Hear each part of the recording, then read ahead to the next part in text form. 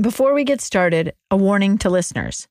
This podcast includes descriptions of gun violence and associated trauma. And a heads up, this episode includes the sounds of gunfire and cannons.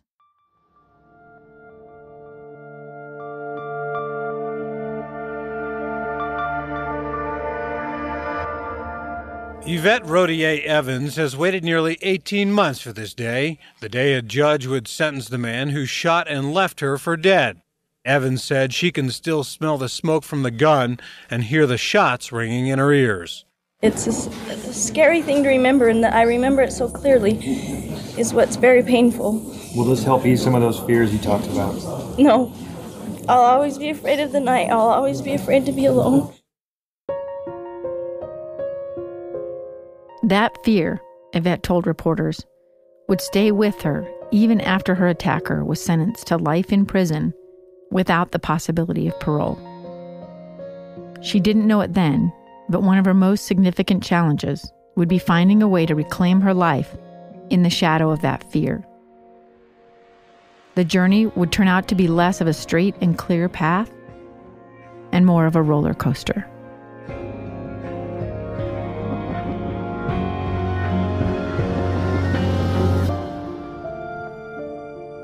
From KSL Podcasts, I'm Amy Donaldson, and this is The Letter. Episode 6, Making Peace with the Shadows.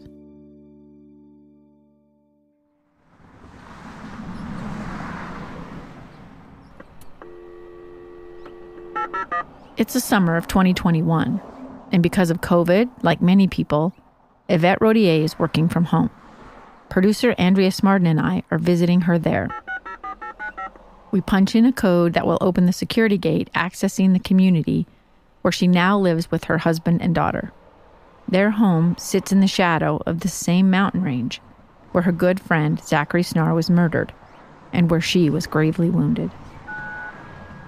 The gate faces a noisy, busy Salt Lake County road. But once we're inside the community of neatly arranged, well-kept homes, the noise seems to disappear. We ring the bell, and Yvette's husband, Dave Whitby, ushers us inside. How are we doing? Good, how are you? Come on in. Thank you. Yvette is seated at the family's dining room table in front of a laptop, finishing up a video conference. She and Dave are just back from a vacation in Mexico, and she's wearing a neatly pressed white button-up shirt with her thick, dark hair pulled away from her face by a pearl headband. Her smile is warm, and she exudes a calm, almost unflappable quality. Just bring in some chairs. As we settle into a quiet room down the hall from where she works, Andrea asks if her past has anything to do with living in a gated neighborhood. It wasn't something we chose, but moving into this community has been outstanding for me, and it definitely has brought this safe feeling to me that I didn't know I was missing. It probably was within the first few months of living here and pushing the button for the gate and knowing that there's no cars around me and that I go into the gate, I am now in a safe place. It just feels so good. And I know it's just a metal gate, but for some reason to have my car be protected and not be out in a parking lot where people can just be there, this is just an extra piece that is really lovely to have. The gate helps Yvette feel more secure, but it can't keep out the nightmares that she's had since the shooting more than 25 years ago. The nightmares have been me with someone that I care about, another male, often Zach, and we're in random places. We can be at a restaurant, we could be at a park, we could be at somebody's house, and then someone comes in and just open fires and kills them. And sometimes I die or think I'm dead in the nightmare, but it's always for sure the other person. Those are really hard to wake up from. And that's been the struggle of Yvette's entire adult life. Since she first woke up in that hospital room, how does she escape the terror of this trauma? Among her first questions, why did she survive? Why was Zachary the one killed? And what would he do if he'd lived? She left the hospital with holes in her head and her side, and a leg that dragged when she walked. She had no idea how those physical wounds would heal. But she was determined about one thing. The shooting wasn't going to stop her from living the life she'd planned. Just a couple of weeks after leaving the hospital, she went out on a date with Dave, the man she'd eventually marry. But their path to a life together was what one might call a long and winding road. So, the funniest part about this, my current husband, I went on a date with him the night before the shooting. I've had a crush on him since high school. In fact, he asked me out on a date the next night, and I said no because I had a date with Zach. So he was my current husband was my very first date after the shooting. The date was far from normal. I don't think I've ever seen a more afraid mother letting her daughter go out for the first night out again after something like that. And, she knew me, we had dated before, and I just said, I'm picking her up here, here's where we're going, here's the time we're going to be back. And you would have just thought I was taking a newborn baby from, a mother born that day. I mean, she did not want you to leave her sight.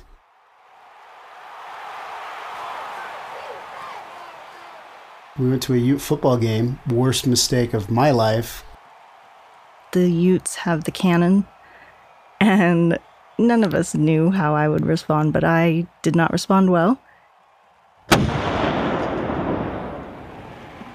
They fire the cannon after every touchdown, so we had to go after maybe a second score.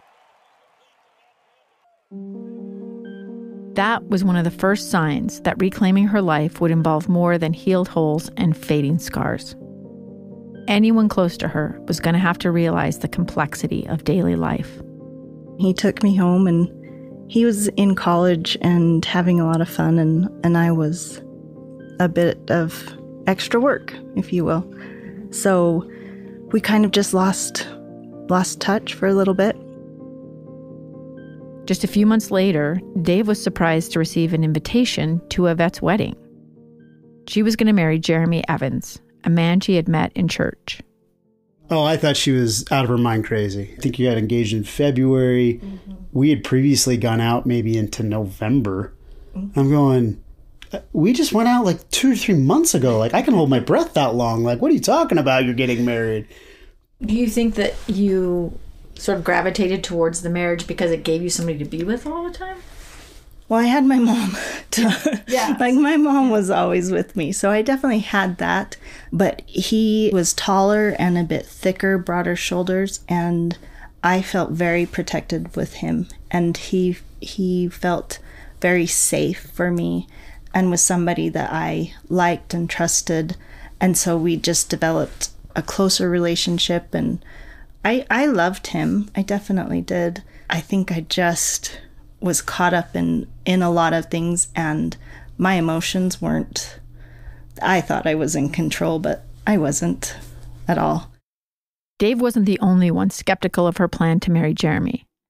Yvette's mother, Linda, was also worried it was too soon. Linda passed away a few years ago, but her younger sister, Tony, remembers Yvette's mom was concerned about the timing of the marriage. Linda had a long conversation with Jeremy and said, you need to know what you're getting into. She's not healthy. Mentally, emotionally, physically. There's a lot here to be dealt with. And she still has all of the court stuff she has to go through. I really think maybe you need to give this more time. And he was confident that he could handle it and things would be good. The wedding went forward in June of 1997, about 10 months after the shooting. Yvette was just 19 years old. She'd had this wedding in her mind of the perfect reception, all those kind of things. And it gave her a new focus for a little bit. It was picture perfect. It was everything that she wanted it to be. And I think that was one of the silver linings in a really ugly time.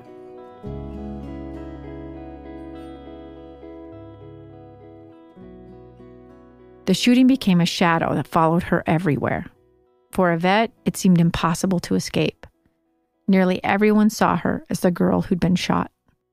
It was on the news for quite a lot of time while the case was progressing. Every time there was a court hearing, there was news coverage, and I remember sitting in a restaurant once and just feeling everyone's eyes on me.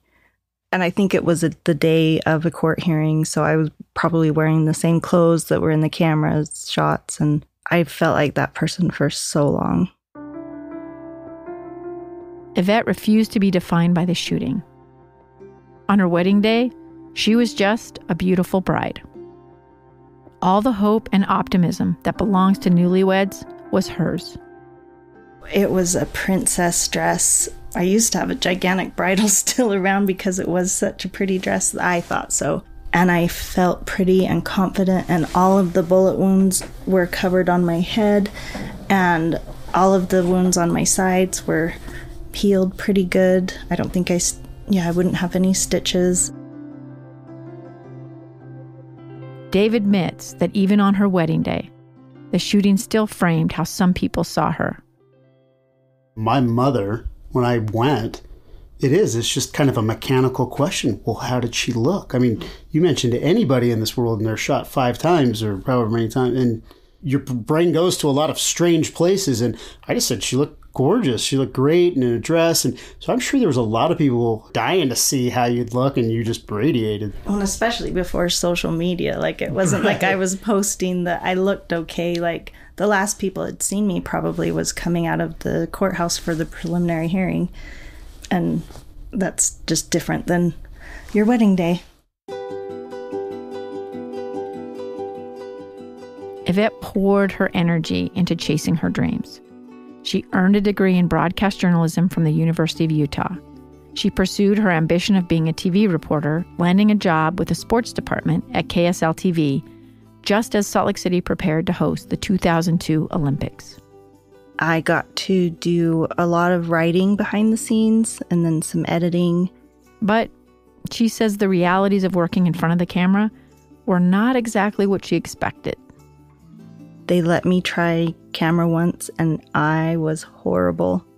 It was hard to realize that my goal of becoming a journalist was just not for me. I did not have the skill set for it. Yvette was disappointed, but she still couldn't shake the feeling that she'd survived that shooting for a reason. I've wondered, like, there must be a reason I'm here, right? I need to do something. There's got to be some sort of purpose. And I didn't feel it for a long, long time. And that was really hard. I kept thinking, like, something's going to show up in my life and it's just going to work. As it turned out, the purpose she was searching for came in the form of a little girl named Romney Ray. The moment my daughter was born, it just hit me. So now I just have to make sure she stays alive. Motherhood gave her the answers to questions that gnawed at her since she crawled to safety that fateful night. Since the shooting, I had felt like I just didn't know why I was saved. And I just didn't really have kind of purpose moving forward. I had jobs, I was going to school, I did all the things you're supposed to do. But until Romney, that day she was born, I was like, yes, this is what I was here to do.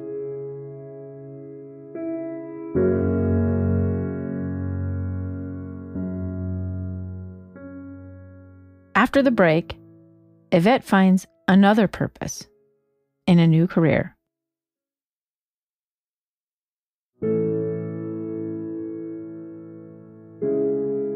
When Yvette was in college, she worked at a law firm. Then, when journalism didn't work out, she decided to put that experience to use. She applied to be the assistant for a newly appointed federal court judge, Paul Cassell. Got about 150 applications for the job, and she sort of rose to the top of the pile. Judge Cassell says Yvette's application was distinctive because of her unique personal experience with the criminal justice system. Suddenly, the shadow she'd tried to escape became the reason she stood out. She had more than the required credentials. I saw that she had this extraordinary personal story as well, which I viewed as a positive in terms of hiring her.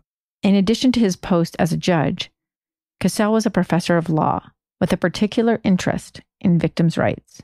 in my view, all too often we view the criminal justice process as just involving the state and the defendant and making sure their interests are protected. But I think we have compelling interests that need to be protected from crime victims. So I've done a lot of work with crime victims and have come to appreciate their sort of resiliency and their trust in the system that sometimes lets them down. And so when I was thinking about bringing somebody in to work for me as a judicial assistant, somebody who had been through the system, I thought might have a leg up. And Yvette's attitude made that decision even easier. And she just walked in the room and immediately lit up the room. She had such a love of life and was so outgoing and enthusiastic and cheerful. I know it seems odd when you think about the victimization that she suffered, but in addition to all her other, professional credentials, just the sort of personal side of things was the real, clincher. And that's how I got the job and got to be around the federal court all the time, see great defense attorneys, great prosecutors, not good prosecutors. Working for Judge Cassell, Yvette discovered she had a passion for the law. And one day I just thought, I like this. I like this work. Why not try?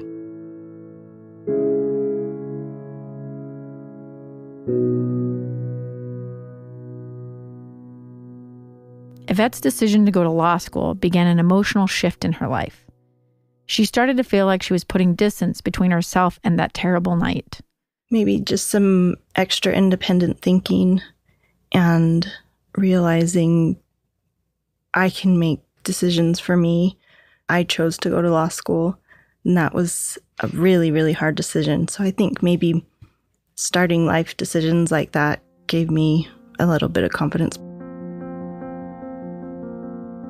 It wasn't the career path that anyone expected for her. It was, after all, a job that would immerse her in the criminal justice system, where her first and only experience was associated with such a traumatic time in her life. But once she made the decision, a change came over her. It changed her whole trajectory. Her Aunt Tony says it gave her life a sense of direction. That's when we started seeing more glimpses of the girl that we'd known all of our life up to the date of shooting. The one who said, I can make this happen, and yeah, this isn't going to be an easy road, but I'm going to get on this road because I'm going to help to make a change. This justice system it has so many good things about it, but it has a lot of problems.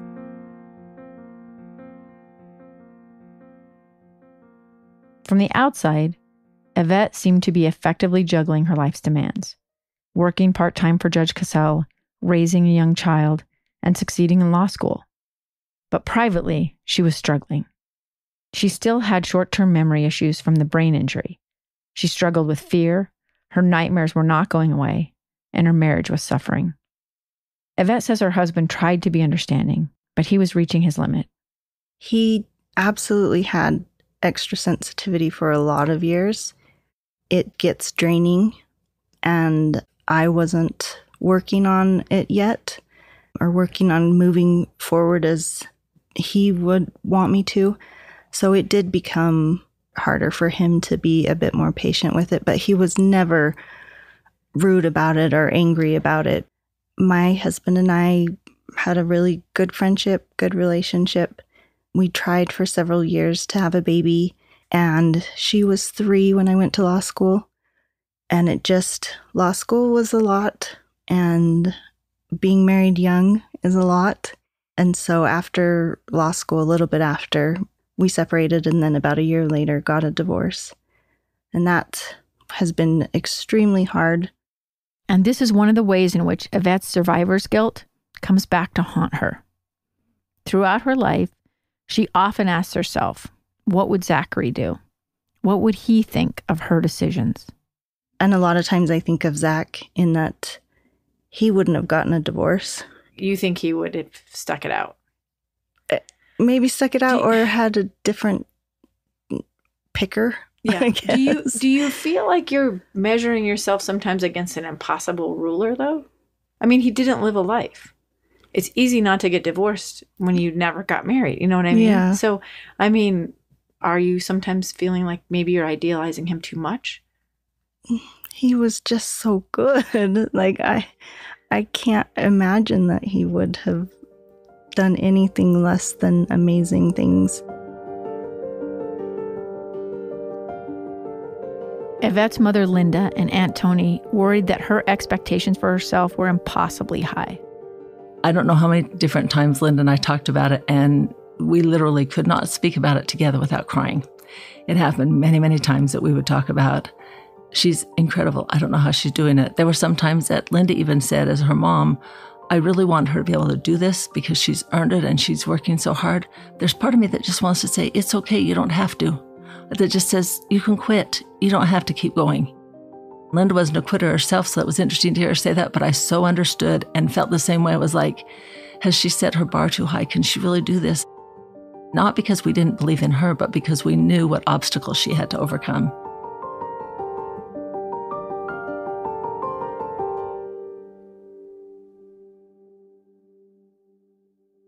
Yvette graduated law school in 2008. She became a staff attorney for a nonprofit legal clinic that represented and advocated for victims. It was a chance to help people in ways she'd yearned for when she was navigating those first few months and years after the shooting. She began to use what happened to her to help educate others. This led to being a sought-after speaker. She could address victims' rights and the issues surrounding them in a way that not many people could. Her legal training combined with her own survival story became a powerful educational tool. It gave her a chance to let people know what life as a survivor really looked like. When you listen to her talk, there's no way you can't come away inspired. Yvette's Aunt Tony was in the audience for some of her appearances.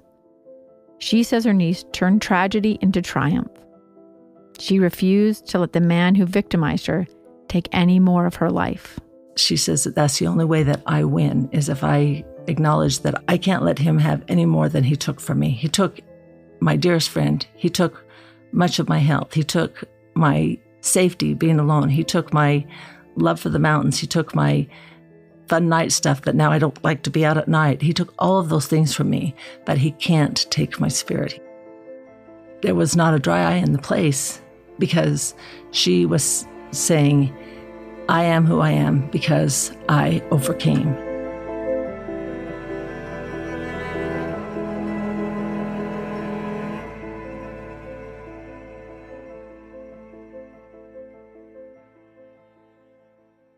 News organizations also turned to Yvette for help and insight as random shootings became commonplace. In 2011, Arizona Representative Gabby Giffords and 18 other people were shot at an event she was holding with constituents outside of a grocery store. 22-year-old Jared Lee Loeffner shot Giffords in the head at point-blank range. Then he fired randomly at other members of the crowd. KSL asked Yvette to help viewers understand what was to come. When she heard about the Arizona shootings, she immediately thought of the wounded survivors, especially those who may not get as much public attention as the Congresswoman. It's those other people that are kind of going to be the behind-the-scenes victims, that's who I'm really thinking about. After the shock wears off and the physical injuries are treated, Yvette told viewers, it's the psychological wounds that take time to heal. Emotionally, I think I'm still doing it. I think I'm still in the process. What once seemed an irrational nightmare for Yvette has become this country's reality. The unfortunate part is that now we all have these places that are not safe. So, 20 years ago, me thinking I wasn't safe at a grocery store, people would probably laugh at me. And it would take me a minute to go back to a grocery store. But somebody could say to you, oh, come on, it's just a movie theater. It's exactly. Just, what's going to happen at the Walmart, right? Exactly. And you could be like, oh, okay, you're right. I'm being silly. This is a nightmare. Yeah. I could put it in perspective. But you don't have that luxury anymore. No. And I just feel bad for other people. Like, I'm kind of used to it now, which is horrible, but it's my life. But for all these people that every day it just changes for them, I just ache. It's just a different world they're entering in. Yvette knows firsthand that the repercussions of incidents like this stretch far beyond the lives lost. So many lives are changed when someone does these horrible random acts of violence. The ripple that goes out is so big, but we're not really addressing that. We're not even really addressing any of it.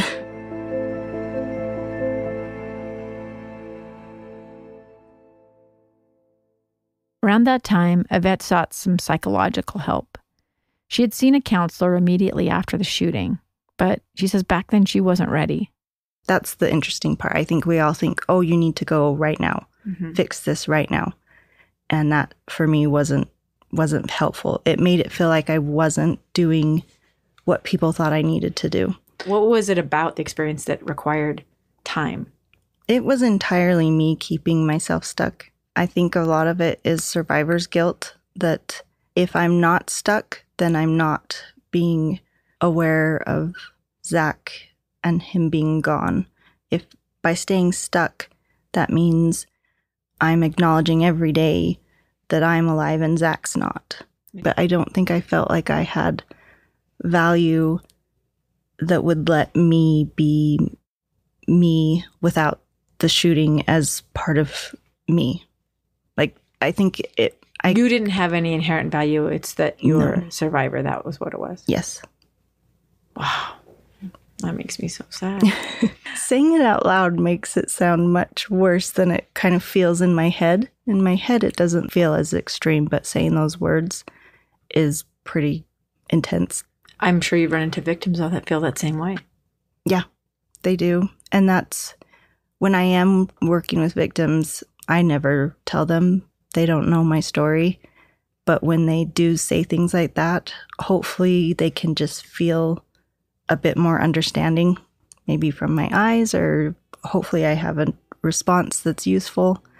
So it's a common thing. I'm not unique in these feelings.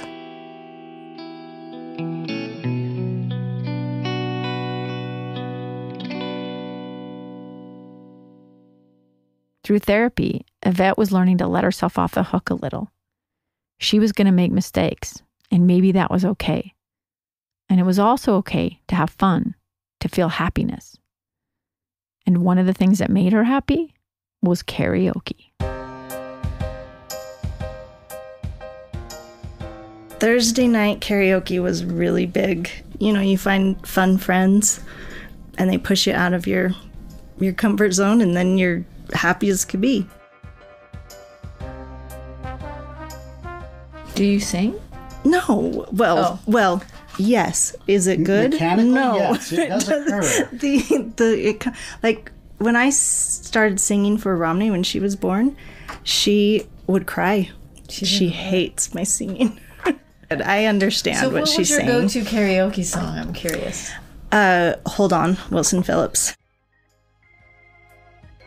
And this is when Dave came back into Yvette's life. He reached out to her through Facebook just to see how she was doing, not knowing that she was divorced. Soon, he found himself singing karaoke too. I did get dumped into it because Yvette did have a strong, I think also in Utah, when you're a single female, you tend to group with others and go out. They were addicted to karaoke. So I had never really done karaoke until I met them, and they got to know the DJ and the bar owner, and they would make full signs for them on their birthdays. So it was their night, and baptism by fire of a lot of Bon Jovi. Their rekindled friendship continued to blossom, even as Yvette shared all the ways the terror of that night still haunted her life. By the time Dave decided to ask Yvette to be his wife, he was going into the union with his eyes wide open. But even the proposal wasn't free from the trauma of her past. Took her on a hike one day and got down on a knee and proposed. She graciously said yes. But it was just like the gods were just laughing in irony. Literally, within 30 seconds, right. A bunch of campers a half mile up just started blasting rifles, just target practicing.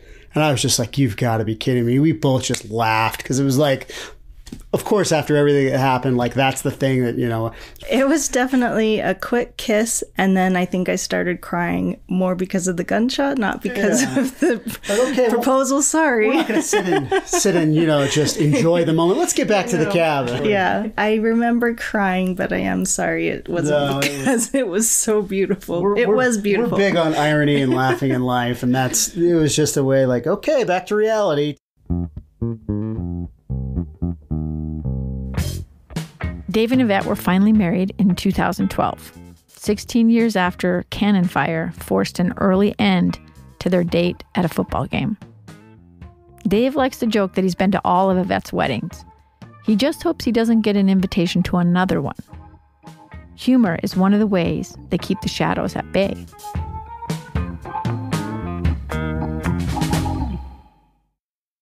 It was smooth sailing for a while, but there are more unexpected twists and turns to come. That's after the break.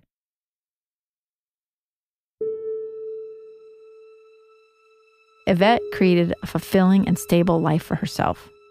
She'd found purpose working as a victim witness coordinator at the U.S. Attorney's Office. But in 2014, her life was once again upended by violence. Good morning to you. It is just before 10 o'clock, and we have some breaking news right now from Salt Lake City, where police have just confirmed a shooting at the new federal courthouse in downtown Salt Lake City. News specialist Haley Smith is live on the scene. Yvette was in the federal courthouse when a defendant charged the witness as he testified. The defendant, Cawley was shot 4 times by a U.S. Marshal and was killed. The courthouse was put on lockdown for about 45 minutes before people were slowly escorted out.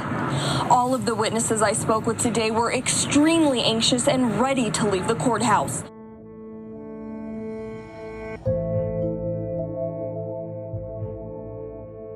It was so scary for me, and it was probably the most anxious and fearful I have been since we were shot.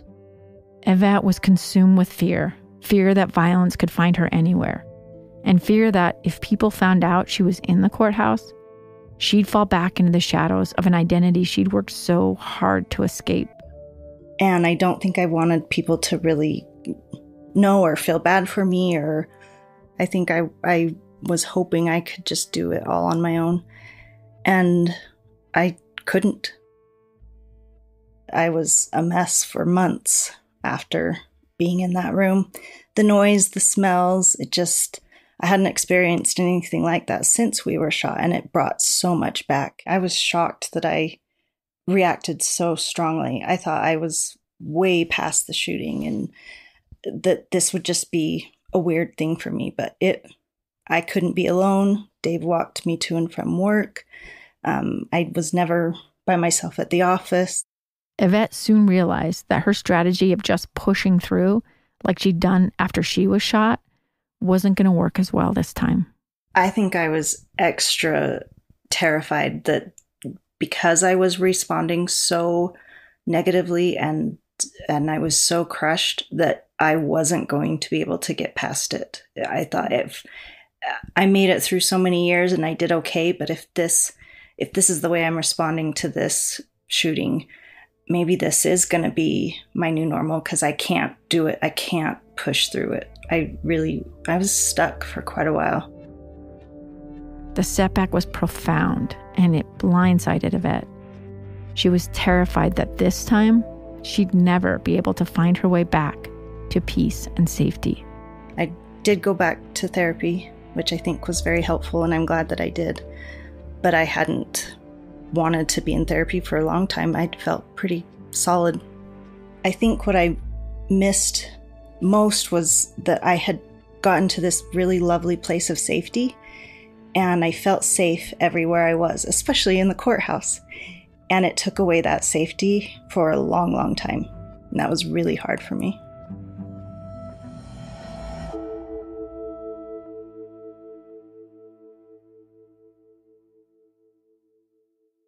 Yvette did find her way back to solid ground once again. With patience, support, and professional guidance, she not only found a feeling of safety in her life, but also in the courtroom. And in fact, she decided she wanted to advocate in a different way. She took a job as a prosecutor for one of Utah's largest cities, West Valley City. Go ahead, Ms. Rodier. Did you want to go first then on the motion for pretrial detention? Yes, Your Honor. Thank you. When the court shut down due to the COVID-19 pandemic, hearings moved online. Yvette's office is now her dining room table. She addresses the judge from a laptop, surrounded by file folders and books, as her faithful lab sleeps on a fluffy dog bed nearby. But there is substantial evidence to support the charge. That's why we have charged with the threats, where a defendant threatened to slit the victim's throat if she called the police or her sister. So what made you decide to go from the U.S. Attorney's Office to prosecuting? I really missed the courtroom. I mean, I was in the courtroom, but I missed the advocacy that can be there. So when I was doing victims' rights, I was in the courtroom in front of the bar arguing, and prosecution just always seemed like something I could do. I wasn't sure. So I'm grateful West Valley gave me a chance to try it, and I love it. Her work as a prosecutor still allows her to interact with victims. In this case, she invites a woman to speak in court, instructing her on what might be helpful for the judge. Maybe, Ms. Spears, would you please tell the court how you feel about, we're talking about only his detention status right now, so how do you feel about him being in custody and a potential release? Maybe we just focus on those two things. Yvette prosecutes misdemeanors for the city, and she is content in that role. While many attorneys can't wait to move on to felonies, she sees real value in working misdemeanor cases. Offenses like assault, shoplifting, drunk driving, and domestic violence. Misdemeanors, I feel like there's still a chance. I feel like these are offenders who made mistakes, and hopefully they can fix it. I think at some point I will prosecute felonies. As of right now, I'm really comfortable with misdemeanors. Felonies are a lot more life-changing, and there's bigger consequences. So I feel like right now I can do, or try to do, some good with the misdemeanor work.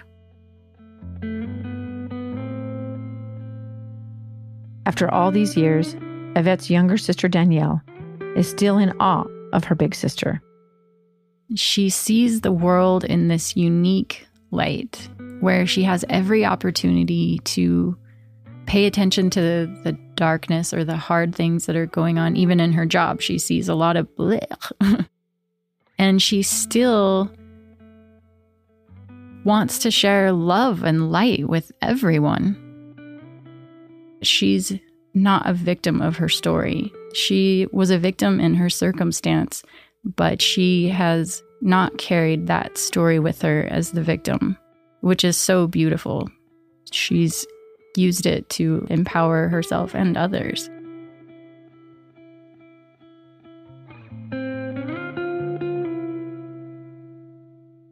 At first glance, Yvette and Dave live a remarkably normal life. But the reality is, they live with the shadows of grief and trauma that still stalk Yvette. To gain the upper hand, they have some rules they employ to keep peace with the shadows. As Yvette decided in those first few days after the shooting, they never say the name of the man who shot her and Zach. They avoid fireworks, and they mute shows or movies with gunfire. For years, Yvette did not feel safe in the mountains, a place that was once a refuge. But recently, she and Dave bought a trailer, and that has given her a way back into the wild. And once we got a trailer, the mountains have opened up for me. Sometimes when we camp and we just find a lone spot, I feel a bit more anxious, but he knows, and so he watches, and just a few extra hand-holding or rubbing my shoulder, and that he's aware that I'm aware we're out in the middle of nowhere by ourselves, but we're safe. It's fine. Yvette has figured out a way to manage the triggers, and that's allowed her to reclaim the things that bring her joy, like escaping life's distractions with a trip to the backcountry. But no matter where she is or what she's doing, Zach is always with her. Do you think about Zach every day? Absolutely. In what way? Most of the time it's really happy. It's fun memories. When I mess up or feel like I've made mistakes, then it's, oh goodness, how much have I disappointed him? And then there's just the aching, the missing, the what would he be? How would he be doing? What would be going on in his life right now? Even more than 25 years later, Yvette can't seem to forgive herself for surviving the attack. When she sinks into the pain, she swims through a river of regrets. I definitely feel so bad that I did leave him. I often wonder why I didn't just stay and hold him, why I didn't try to put pressure on his wounds. Do you know if he was alive when you left him? I'm fairly certain he was dead when I left him. And since all of the things happened, I did learn in court that the very first bullet that hit him killed him. So he was dead. But I didn't know, and why wouldn't I have just stayed with him and just held him? He would have done that for me. Do you feel like you have to live for both of you now? Somewhat?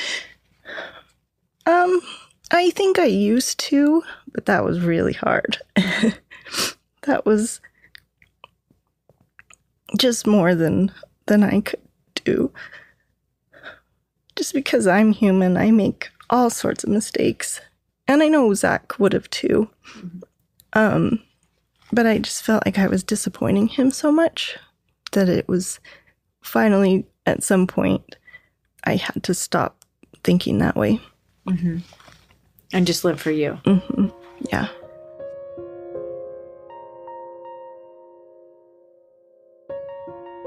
Yvette knows that she will never escape or forget what happened. And she's made peace with that. It cannot be erased. It has to be redefined. I've figured out where it belongs in my life, that it is a part of my life. It's a part of my story. And why would you move on or get rid of a part of your story? It's what made me who I am today. And I'm really finally at a place that I like who I am.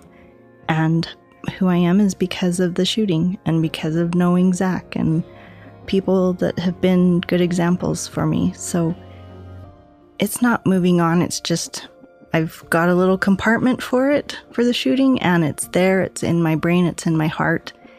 And I'm okay with when it chooses to manifest itself. It doesn't scare me anymore. Yvette has refused to let the shadows from that moonlit night at Little Dell Reservoir devour her life. She has created a life where the man who tried to kill her has no place. But after all these years, the man she never names is going to make an attempt to come back into the lives of his victims. And Yvette will have to decide if she wants to open the gate that has given her peace.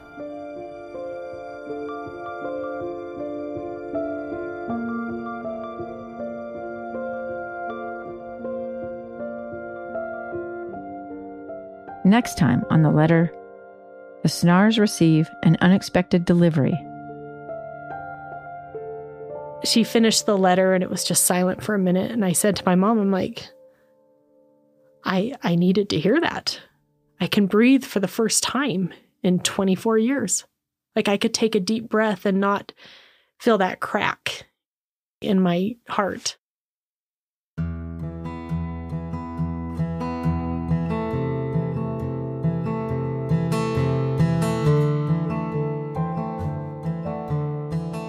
What's it like to have your personal, heartbreaking story told in a podcast for all the world to hear? I'm producer Andrea Smardon, and on this week's bonus episode, Amy talks with Zachary Snar's sister Cindy about what it's like for her to revisit her brother's murder, and about the surprising conversations it's bringing up among friends and neighbors. We also bring in one of Sydney's friends to talk about how listening to the podcast has changed their relationship. You can get all the bonus content and some great things we couldn't fit in the main story by subscribing to Lemonada Premium. You can subscribe right now in the Apple Podcast app by clicking on our podcast logo and then click the subscribe button. The Letter is researched and reported by me, Amy Donaldson. It's written by myself and Andrea Smardon, who is also responsible for production and sound design. Mixing by Trent. Special thanks to Nina Earnest, Becky Bruce, KellieAnn Halvorsen, Ryan Meeks, Josh Tilton, Ben Kuebrich, and Dave Cawley. Main musical score composed by Allison Leyton Brown. With KSL Podcast executive producer Sheryl Worsley. For Lemonada Media, executive producers Jessica Cordova Kramer and Stephanie Wittels Wax. And executive producers Paul Anderson and Nick Panella with WorkHouse Media. If you like our show, please give us a rating and a review. It helps people find us. Follow us at theletterpodcast.com and on social at The Letter Podcast. We've been hearing from some of you about your experience with the podcast, and we would love to hear more. If you have a comment or question, feel free to leave us a voicemail at 801-575-4398. That's 801-575-4398. We might play it on the show or in a bonus episode. The Letter is produced by KSL Podcasts and Lemonada Media in association with WorkHouse Media.